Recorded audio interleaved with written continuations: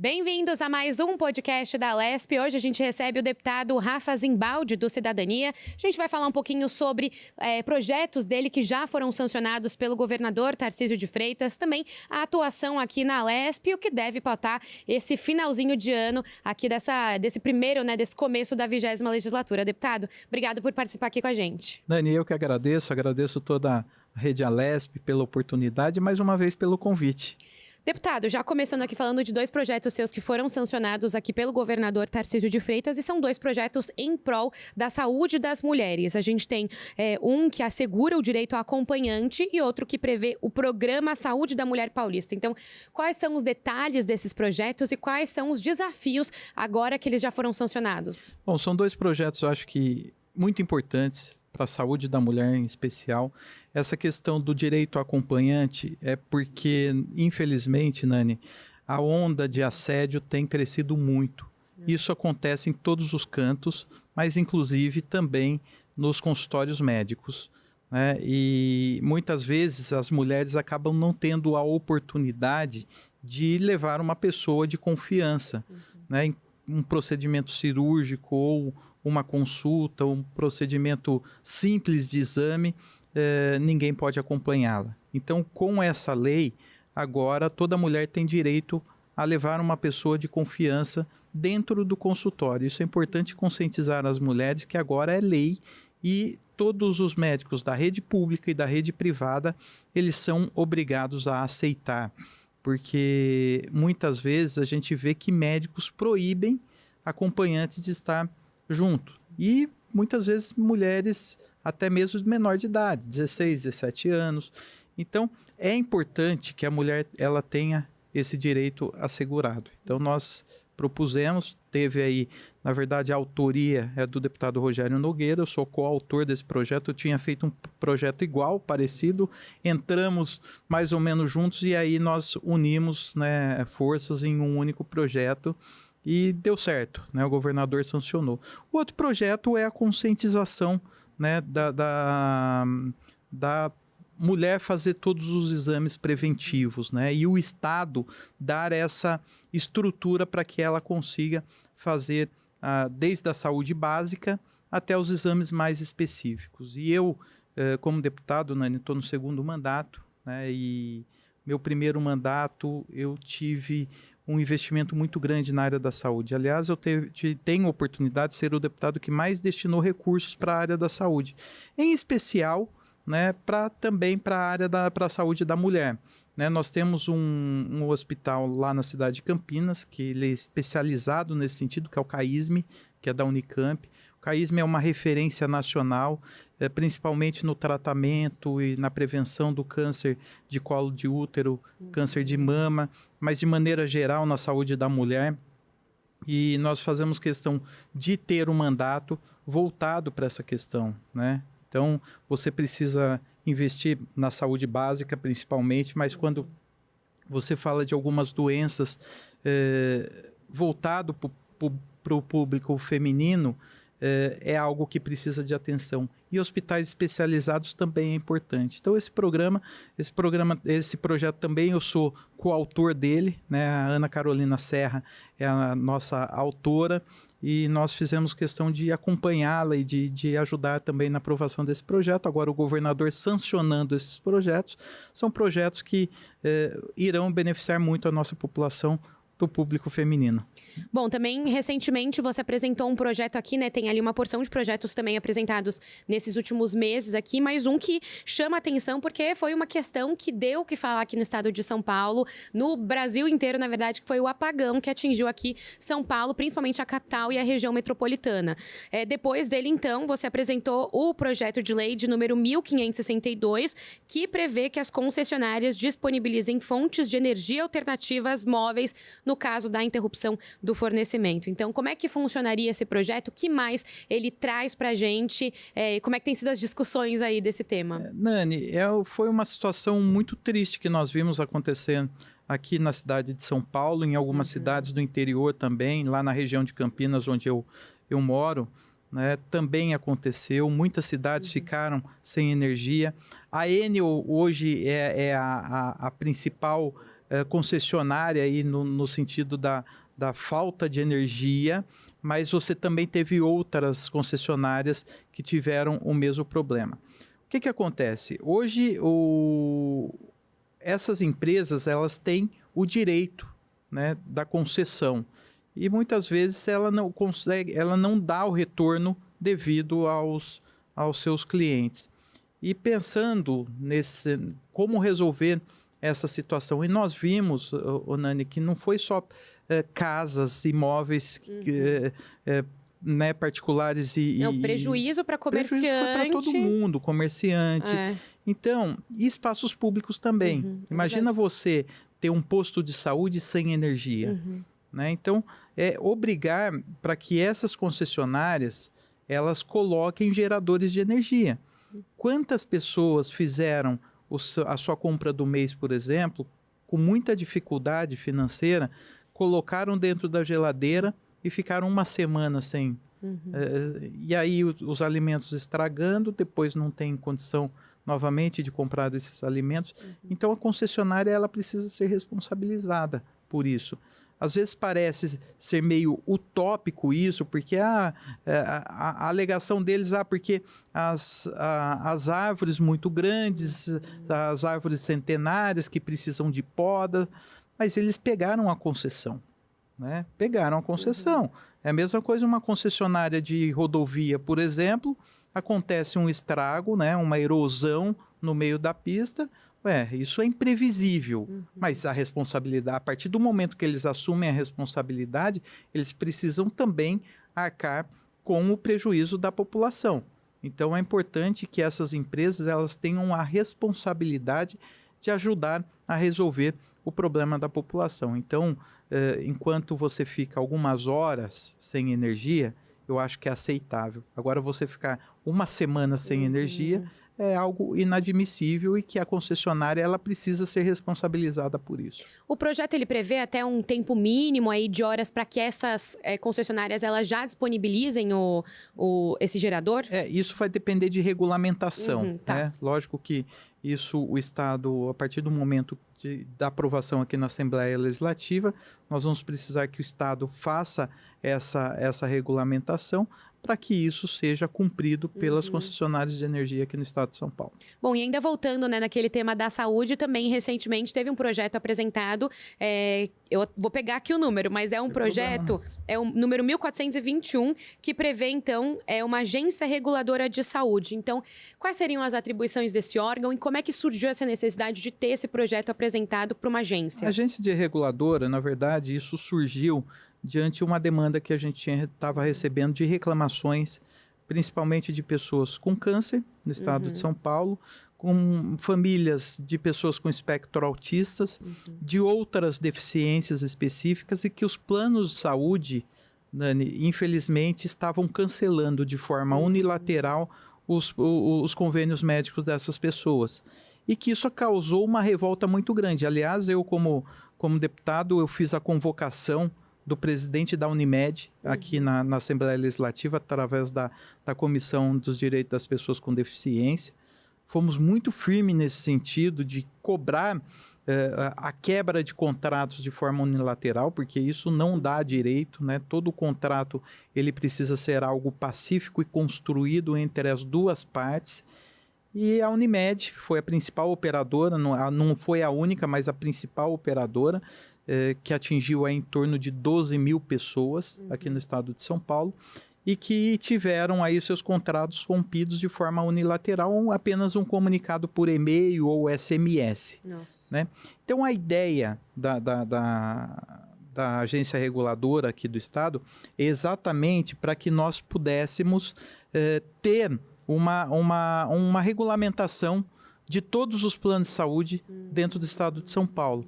Porque, infelizmente, muitas vezes existem muitos abusos por parte dessas operadoras de plano de saúde e a população acaba sendo prejudicada. Para você ter uma ideia, eu falei aqui das pessoas com deficiências, das pessoas com câncer, com algum tipo de doença, mas nós temos também as pessoas idosas. Ao completar 60 anos, com 59 é um preço, quando a pessoa completa 60 anos, muitas vezes o plano de saúde mais que dobra o valor daquele contrato e sem discussão com a pessoa. Então, a agência reguladora é nesse sentido, para que o próprio Estado de São Paulo dê o suporte à nossa população perante esses planos de saúde. A gente sabe que a saúde pública, de maneira geral, ela já é muito difícil. Sistema Único de Saúde no Brasil, mas aqui no nosso estado também não é diferente. Quando a gente fala dos problemas que a gente vive num postinho de saúde, que as pessoas vão num postinho de saúde para conseguir uma consulta 1 ano, para conseguir um exame 2 anos. Aí a pessoa que muitas vezes trabalha e com muito custo consegue pagar um plano de saúde para o seu filho deficiente, para uma pessoa com espectro autista, com muita dificuldade paga o seu convênio médico, aí vem o plano de saúde e faz esse rompimento de maneira unilateral. Então, a agência reguladora é nesse sentido, para que nós possamos ter uma regulamentação e que o Estado, além de fiscalizar o próprio Sistema Único de Saúde, o público, mas também os planos de saúde, a população precisa ter um amparo do governo do Estado. Bom, você mencionou aí, né, a Comissão da Defesa dos Direitos da Pessoa Humana ou da pessoa com deficiência? A pessoa com deficiência. Isso, porque tem as duas, né, que a gente tem aqui. Direitos humanos e da deficiência. Mas você faz parte, então, das seguintes comissões: a CPI da epidemia do crack, a Comissão de Assuntos Desportivos e também de Segurança Pública e Assuntos Penitenciários. Exatamente. Tem algum destaque aí dessa atividade das comissões em relação também à CPI da epidemia do crack? Já foi possível entender um pouquinho desse problema aqui no estado de São Paulo? Olha, Nani, essa questão da CPI do crack é algo que a gente tem acompanhado, toda a problemática, não só aqui na cidade de São Paulo, né? A gente vê que os grandes centros, regiões metropolitanas, eu vou citar aqui a minha cidade como referência, a cidade de Campinas, que também tem um problema grave com usuários dependentes químicos e moradores em situação de rua, porque a grande maioria desses dependentes são pessoas, moradores em situação de rua. E que muitas vezes estão na rua não porque querem, mas por conta da dependência química. E o Hub Social é algo que tem contribuído muito aqui na cidade de São Paulo e que é um trabalho que nós estamos fazendo dentro da CPI para que o Hub Social ele não fique só aqui na cidade de São Paulo, mas também seja levado para o interior do estado. Né? Nós temos 645 municípios. Seria muito importante que o governo do estado instalasse isso nas principais regiões, nas regiões mais populosas ou nas regiões metropolitanas do estado de São Paulo. Um destaque que eu tenho dentro da CPI da epidemia do crack foi um convite que nós estamos trazendo aqui, Dr. Frederico, que é da UFMG, Universidade Federal de Minas Gerais, para que ele explique um pouquinho sobre a vacina do crack e da cocaína e que o Estado, de certa forma, possa fazer o convênio com a Universidade Federal de Minas Gerais e contribuir financeiramente com isso, contribuir tecnicamente, até porque nós temos o Instituto Butantan, nós temos o Unicamp, nós temos USP, nós temos grandes universidades aqui, professores e pessoas que conhecem sobre o assunto, principalmente a vacina. Nós saímos na frente da vacina do Covid, aqui o Instituto Butantan. Então é importante que nós possamos contribuir não só financeiramente, mas também tecnicamente na análise dessa vacina, e que é algo que com certeza vai salvar a vida de muitas pessoas. Nós temos um outro problema, Nani, que quando a gente fala da vacina, logicamente, como uma pessoa dependente química e que mora em situação de rua, ela não vai querer tomar, né? Então, primeiro, é a conscientização, é você fazer o resgate dessas pessoas, é fazer com que essas pessoas tenham a consciência e da necessidade que essa vacina fará o bem para a vida dele, para também da própria família dele. Nós temos uma situação aqui no Brasil, infelizmente o nosso país, ele é o número 1 em consumo de crack, o número 2 no mundo em consumo de cocaína. Nossa. E nós temos as outras drogas que estão chegando aqui no país, como as drogas sintéticas em forma de papel, né? A tal da K9, K2, que, né, isso corrói o cérebro de qualquer pessoa. Então é importante que essa CPI ela dê um direcionamento ao governo de estado e que o governo de estado e os municípios entendam de que nós precisamos fazer um enfrentamento às drogas não somente como algo na assistência social ou somente na saúde ou somente na segurança pública. É uma união de forças. É um trabalho multidisciplinar, eu sempre digo isso, que é um trabalho multidisciplinar que você precisa trabalhar segurança pública, saúde, assistência social, trabalho e renda, as organizações sociais, né, as entidades, organização da sociedade civil, as entidades religiosas, é unir forças e todos num único objetivo. Então você não pode fazer o combate à droga simplesmente com a força policial ou somente com a saúde. Então você precisa fazer um trabalho multidisciplinar para que essas pessoas sejam resgatadas.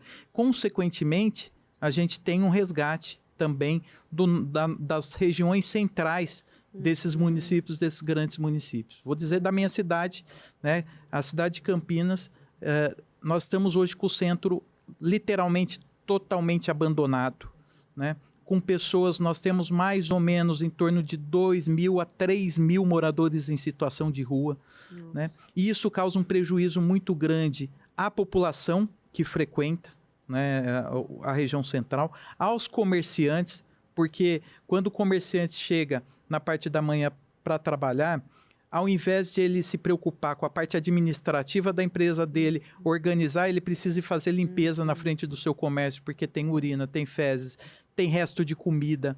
Então, é importante que essa união de forças seja feita e o hub social é algo que pode contribuir muito nesses grandes centros. Bom, seguindo aqui para os assuntos aqui do plenário, né? A gente tem aí nesse segundo semestre, já vinha sendo falado desde o ano passado que deveria ser uma questão polêmica. A gente tem aqui a desestatização da Sabesp. O governador enviou aqui o projeto, só para quem está assistindo a gente ficar contextualizado. Então, alguns pontos aqui desse projeto, né? Que garante a redução de tarifa com a criação de um fundo que vai ter pelo menos 30% dos recursos que forem obtidos com a venda de ações e parte do lucro com dividendos da empresa destinada ao Tesouro Estadual. O Estado também garante ali alguns poderes de veto, como pode vetar a mudança de uma atividade econômica ou limitar os votos que cada acionista pode ter. Então, queria saber o que você achou do projeto da privatização da Sabesp, que você falasse também de uma emenda que foi apresentada aí pelo seu mandato. Nós apresentamos uma emenda, Nani, lembrando de que a nossa emenda proposta, ela não significa que eu sou favorável a esse projeto, né? Eu acho que esse projeto ele precisa ser amplamente discutido, não só entre os deputados, mas que nós possamos fazer audiências públicas. Nós temos mais de 340 municípios que têm Sabesp. Além da Sabesp, a Sabesp ela é uma empresa pública que é referência para outras empresas públicas, né? Volto a dizer, nós temos SAI, DAI, Sanasa em Campinas e outras empresas públicas de saneamento básico e que sempre tiveram a Sabesp como a sua referência em empresa pública. A Sabesp é uma das empresas públicas em saneamento público reconhecido no mundo, né? E eu acho que é uma discussão bastante ampla. Quando a gente fala em privatização, lembrando que hoje já existe 49,7% da Sabesp, ela já é privada, né? As ações estão na Bovespa e também nós temos ações também na Bolsa de Nova York. Então, 49,7% é privado e 50,3% é público, né? E tem o controle total do estado de São Paulo. O que o governador quer é diminuir essa participação do estado de 15% a 30%. Né? Nós precisamos estudar o impacto disso. Nós recebemos o projeto agora recentemente, nós vamos passar por uma audiência pública, nós tivemos aí algumas ações judiciais movidas por alguns partidos e que isso vai impactar diretamente na vida da população. E quando a gente fala, por exemplo, só da cidade de São Paulo, é toda a população de São Paulo que a Sabesp atende. Então, é algo que me preocupa muito. Então, acho que isso precisa ser mais discutido. Nós precisamos ter a secretária Natália aqui conosco, discutindo em audiência pública, ouvindo as demandas da população, ouvindo os servidores. Nós temos aí em torno de 12 a 15 mil servidores só na Sabesp. Então, nós precisamos participar, saber como é que será esse controle privado, né? Nós vimos aí as concessões. Não que eu não defenda a privatização, acho que a privatização, muitas vezes ela é importante, Nani, mas alguns temas, eles são sensíveis. São sensíveis e a gente precisa saber como é que essas empresas irão participar. Eu tenho um posicionamento muito firme e definido. Por exemplo, eu sou contra as empresas com capital estrangeiro investindo em concessão aqui no Brasil. Eu acho que nós precisaríamos ter uma lei proibitiva nesse sentido. Como é que você pega, por exemplo, um país como a China, você ter o controle amplo da energia elétrica no país? Né? Nós vimos agora a Enel, o maior capital da Enel é uma empresa europeia, né? E que muitas vezes a distância fica muito grande. Né? Então, nós precisamos, quando nós falamos em privatização, nós não podemos entregar as nossas concessões como energia, saneamento básico, esses tipos de concessões para empresas estrangeiras. É o controle e é a vida da população, né? O tal do botãozinho lá é muito preocupante. Existe toda uma legislação que rege sobre isso? Sim, existe.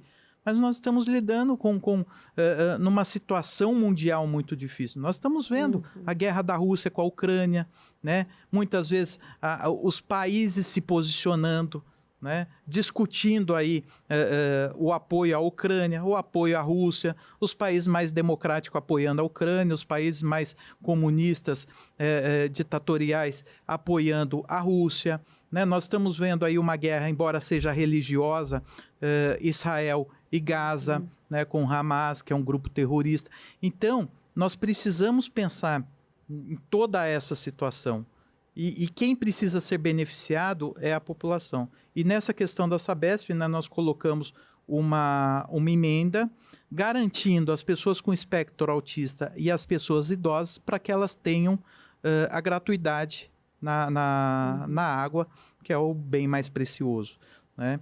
Então, eu acho que mesmo protocolando essa emenda, eu volto a dizer, eu acho que esse projeto precisa ser mais discutido, não só entre os deputados, mas também ouvir servidores, ouvir a população de maneira geral. Não é porque terá o fundo e terá uma promessa de redução tarifária nesse primeiro momento que isso vai ser sempre, né? As concessões, a gente sabe como é que são. Né? Então, e volto a dizer, não é que a privatização não seja importante. Nós vemos, por exemplo, a privatização da Telesp, né? De telefonia, foi um avanço muito grande para o país. Né? Imagina hoje você tendo essas empresas como estatais ainda.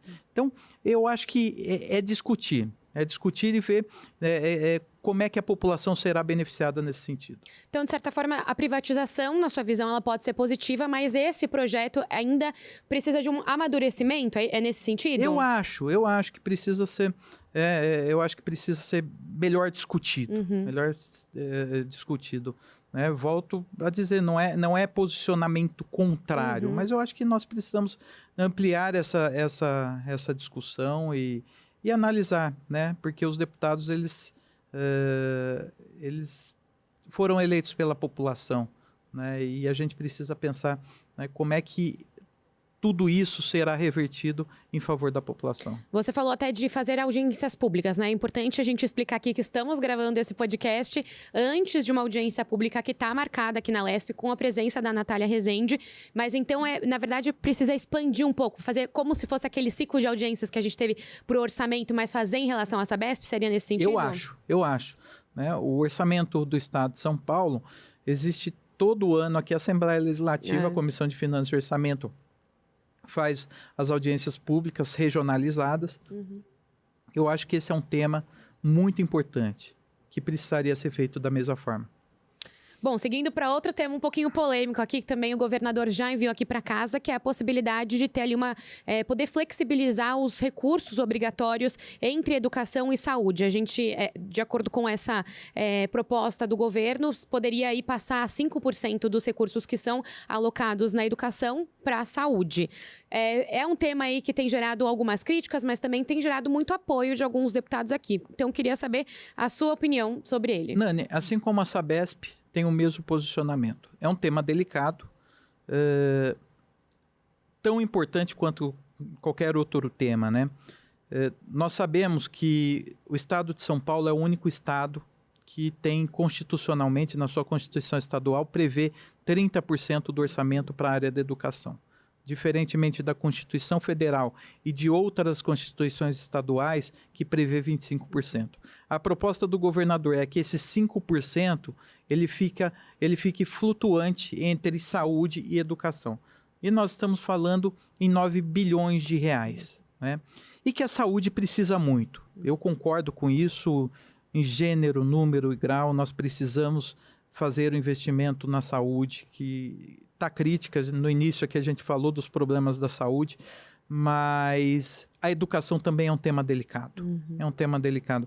Eu acho que eu até teria uma posição formada favorável nesse sentido se nós tivéssemos uma qualidade de educação, de ensino no estado de São Paulo boa, os professores bem remunerados, né? E que nós não estivéssemos tendo problema de estrutura dentro das escolas.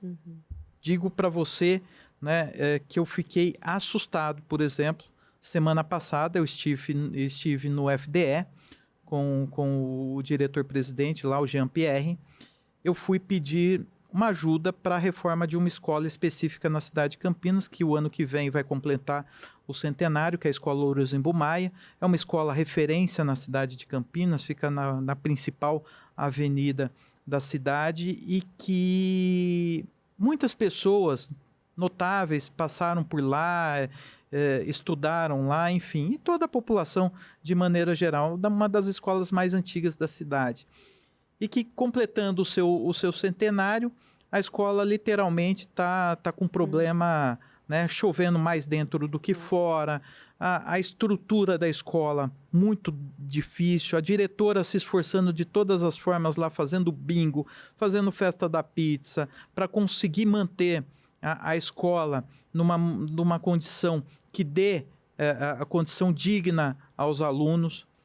E, para minha surpresa, nós fomos falar lá em 3 milhões de reais, né, que seria a reforma. O diretor-presidente falou que está tendo corte de investimento e que estava com problema de conseguir atender essa reforma. E a minha resposta foi exatamente essa. Eu falei, como é que nós estamos aqui pedindo, estou falando de uma escola, nós temos mais de 5 mil escolas, né? São 5.400 escolas, 3 milhões e poucos, 3 milhões e meio mais ou menos de alunos. Eu levo um pedido de uma única escola, e esse é o pedido de muitas outras escolas no estado de São Paulo, e o diretor-presidente fala que está tendo corte de recursos e que não pode investir. E aí, ao mesmo tempo, nós temos um projeto aqui que tira 9 bilhões da educação para transferir para a saúde. Ou seja, não é que a saúde não precisa. Eu acho que precisa e precisa muito. Agora, e a educação? Né? E a educação? Como é que está? Então, será que não seria melhor nós fazermos, por exemplo, um enxugamento da máquina pública? Né? E eu posso... Também é uma proposta até, né, do governador. E é algo que eu defendo muito. Eu fui presidente da Câmara Municipal de Campinas, fui vereador por 4 mandatos e 2 deles eu fui presidente da Câmara. Eu fiz o maior enxugamento da história da Câmara Municipal, cortando gastos. E como é que a gente faz isso? Primeiro, revisão e auditoria em todos os contratos. Eu cortei vários contratos e outros vários contratos eu cortei em até 80%, Nani. Né? Cargos de assessores, nada contra assessores. Eu acho que o assessor ele é importante, mas não pode virar um cabide de emprego. Né? Nós temos aqui no estado de São Paulo mais de 20 mil cargos em comissão, cargos de assessores. Ou seja, nós precisamos cortar na própria carne. Né? Na Câmara Municipal, quando eu assumi, tinha 1.700 cargos. Eu cortei 1.572 cargos. Ou seja, eu acho que nós precisamos fazer uma reforma administrativa. Nós precisamos cortar de onde tem que cortar de verdade. Não adianta a gente tirar, nesse momento, de uma área tão sensível para colocar numa tão sensível ou um pouco mais e manter algumas benesses, né, no processo político. Eu sou político, mas nós vivemos um momento de desgaste e que nós precisamos rever se os políticos não acordarem que você precisa cortar, enxugar a máquina pública para investir na população, nós não vamos chegar a lugar nenhum. Né? Nós só vamos aumentar impostos, nós só vamos aumentar a carga tributária, tirar de áreas sensíveis, é só tapa-buraco, é cobertor curto. Né? Você cobre a cabeça, deixa os pés de fora, vai cobrir o pé, deixa a cabeça de fora. Então, o que precisa é fazer uma revisão geral, uma revisão administrativa, cortar na própria carne, enxugar a máquina pública. Né? E investir onde precisa ser investido. Como é que a gente fala no estado de São Paulo que nós temos um professor ganhando R$ 1.800, R$ 2.200? Não dá, não dá. E é quem nos dá a base. Eu venho da escola pública, eu estudei em escola pública e nós precisamos valorizar os professores. Né? Um político ganha mais de R$ 20.000 e um professor ganha R$ 2.000. Né? Então nós precisamos rever tudo isso. Né? O professor ele precisa ganhar bem, ele precisa ser bem remunerado, ele precisa ser reconhecido, porque o nosso filho está ali com ele. Né? Eles são a base. Como é que a gente vai falar do futuro do país, do futuro do estado de São Paulo, se o seu filho não tem condição, não tem qualidade de educação? Então, eu acho que a discussão precisa ser mais ampla, entendeu? Não é apenas flutua os 5%. Né? Poderíamos fazer isso com maior tranquilidade, né? Mas se nós tivéssemos um setor da educação que fosse referência em todo o país.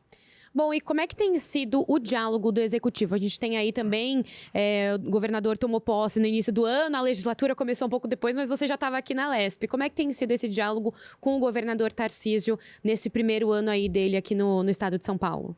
É natural, Nani, que o governador Tarcísio, ele nunca assumiu um cargo eletivo. Né? É a primeira vez que ele assume um cargo eletivo.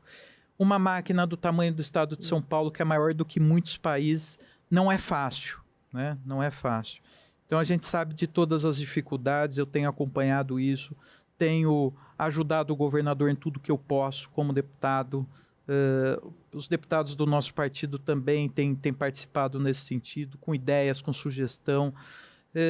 Existem falhas? Lógico que existe, é natural. Né? Uma máquina do estado de São Paulo, depois de 30 anos de um único governo, você fazer toda essa mudança, então não é algo fácil, nem para o governador e nem para os secretários. Né? E para os deputados também não. Né? Os deputados eu estou no meu segundo mandato, mas nós temos deputados aqui de vários mandatos. Sim. E que estava acostumado à forma, né, dos outros governos, conhecia o secretário, conhecia os técnicos. Isso mudou muito. Né? Então, eu acho que o diálogo ele é positivo. Né? O deputado, os senadores, o governador, ele tem feito diálogos importantes, ele tem chamado os deputados para reunião, tem atendido os deputados, né, no sentido de dar atenção, mas sempre falta. Né? Nós que estamos ali na ponta, e eu como um deputado municipalista, um deputado que recebo muito a demanda de vereadores, de lideranças, de prefeitos, e mais do que isso, né, eu vivo na ponta. Eu sou aquele deputado que pisa no barro, né? Até por conta de ter sido vereador, eu fui vereador mais jovem da história da cidade de Campinas. Eu sempre tive uma presença popular muito grande, vendo exatamente o que as pessoas precisam no bairro. E quando a gente vê essas dificuldades, né, e a gente leva para um secretário, ele precisa entender que o deputado ele não está levando uma situação dele, né, mas sim da população. Então, assim, precisa melhorar, mas eu acho que para um início ele tá bom, né? Essa relação com o governador, eu avalio como positiva. Né? Mas lógico que a gente precisa olhar, né? Nós precisamos chegar no 4º ano de mandato, falar assim, nossa, olhar para trás e falar assim, todas as dificuldades que nós passamos no 1º ano foi positiva, porque hoje os municípios estão recebendo recursos, hoje a população está recebendo atendimento do governo do estado, está recebendo esses recursos, está sendo investido em educação, em saúde, em segurança pública. Então, são essas ações que eu acho que o governador ele precisa, né, fazer o planejamento. Eu acho que gestão e planejamento na administração pública é tudo. É isso aí. Deputado, eu queria te agradecer, então, aqui.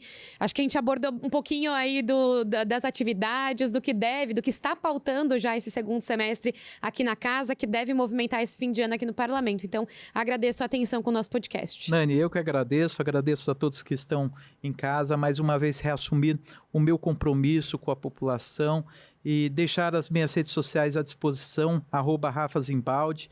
Tenho também o meu WhatsApp pessoal que eu passo e sempre tenho contato com a população, que é o 1999-757-5022, 1999-757-5022, e convidar aqueles que estão nos assistindo através da Rede Alesp, aqueles que não conhecem ainda o nosso trabalho, conhecer um pouquinho e colocar à disposição e parabenizar a Rede Alesp, todos os funcionários, né, pelo trabalho que faz, levando a informação séria à nossa população. Obrigado, Nani. É isso, então aí é o canal aberto com o deputado Rafa Zimbaldi, do Partido Cidadania, que esteve aqui com a gente no podcast da Alesp, falando um pouquinho dos projetos que foram aprovados, dos projetos que estão aqui em tramitação, em discussão e do que deve pautar esse 2º semestre, esse finzinho de ano aqui na Alesp. Esse foi então o podcast da Alesp de hoje, a gente volta no próximo episódio.